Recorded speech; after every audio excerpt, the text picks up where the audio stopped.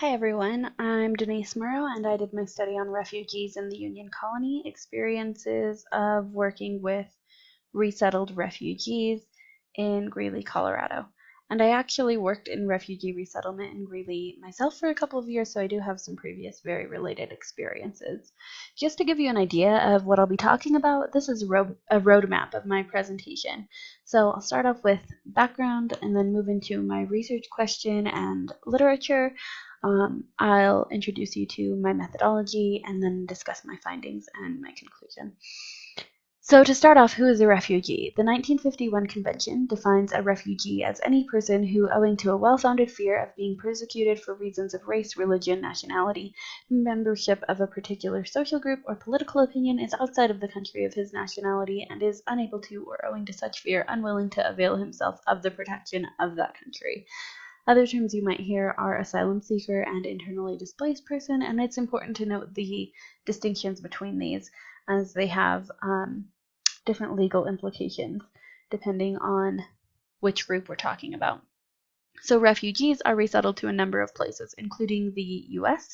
This map breaks down which states refugees are resettled to, with the darker states representing a greater number.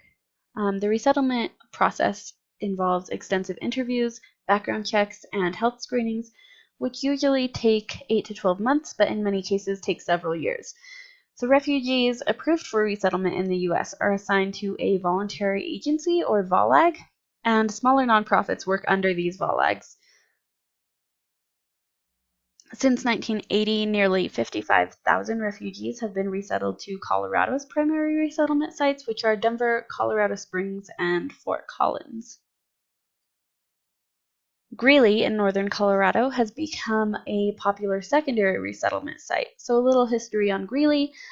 It was founded in 1870 as the Union Colony, which was an experimental utopian society based on principles of Christianity, temperance, agriculture, and family values. So the Union Colony was largely populated by white Christian landowners originally, and many of the longtime Greeley residents still embody these kind of characteristics.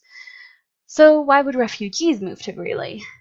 This mainly happens because of having friends or family already there, or because of employment opportunities such as JBS.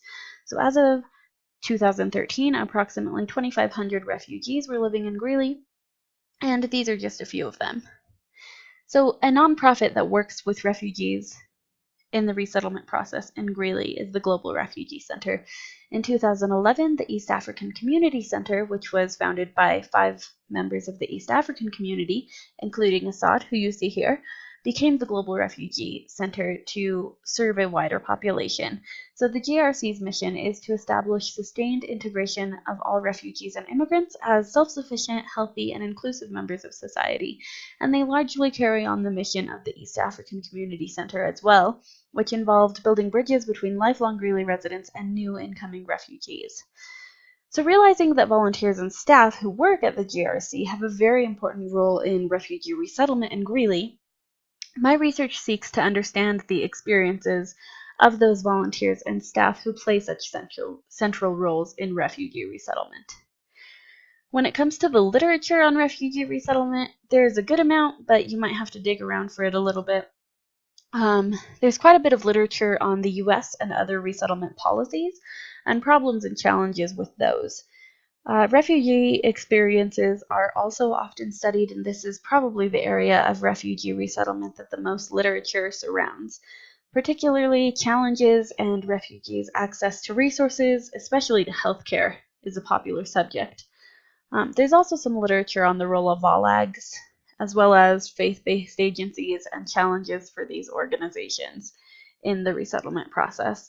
And finally, there's some research about community cohesion and refugee integration.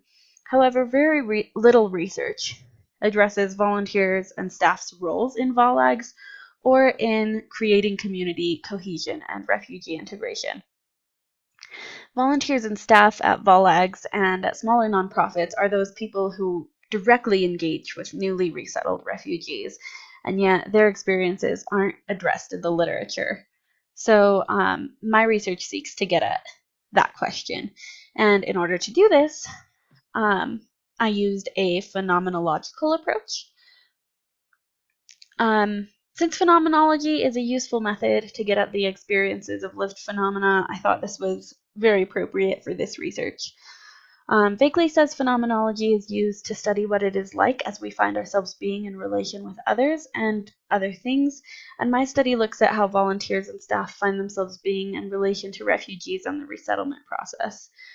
Since I myself was an AmeriCorps volunteer at the Global Refugee Center, bracketing and bridling were very important.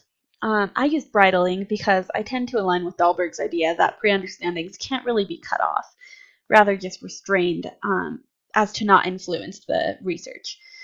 So, as is common in phenomenology, I used interviews. My sample came from past contacts from the GRC, and I plan to use chain referral sampling to get more participants.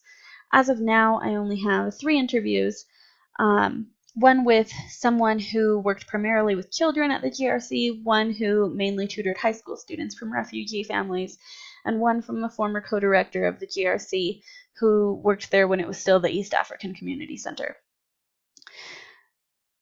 So I found that the Global Refugee Center was experienced by my participants as being welcoming, warm, and open, but also at times as disorganized, which caused feelings of frustration, which I'll discuss in a minute. Also, all of the participants talked about experiencing Greeley as an unwelcoming or unfriendly place towards refugees, where people didn't know and didn't care to learn about refugees and what they're doing there, and where the larger Greeley community fears refugees and the refugees fear the larger community, all of which can hinder integration. One participant did mention that she feels the situation is improving, which is worth noting. So I also asked participants many questions about their own feelings and experiences working with refugees. 6 main feelings were brought up by each of the participants. Happiness and fulfillment found in working with refugees were mentioned hand in hand. Participants also felt frustration, which they mainly attributed to feeling like either they themselves or the organization could be doing more. All of the participants also discussed learning to be patient, sometimes to handle their own frustrations. They also discussed love and compassion, which were by far the most frequently discussed feelings in working in refugee resettlement. So these findings are significant because how those who work directly in the resettlement process experience working with refugees could impact resettlement for refugees and could also provide further insight into challenges and solutions for refugees during the resettlement process. And that concludes my presentation. Thank you.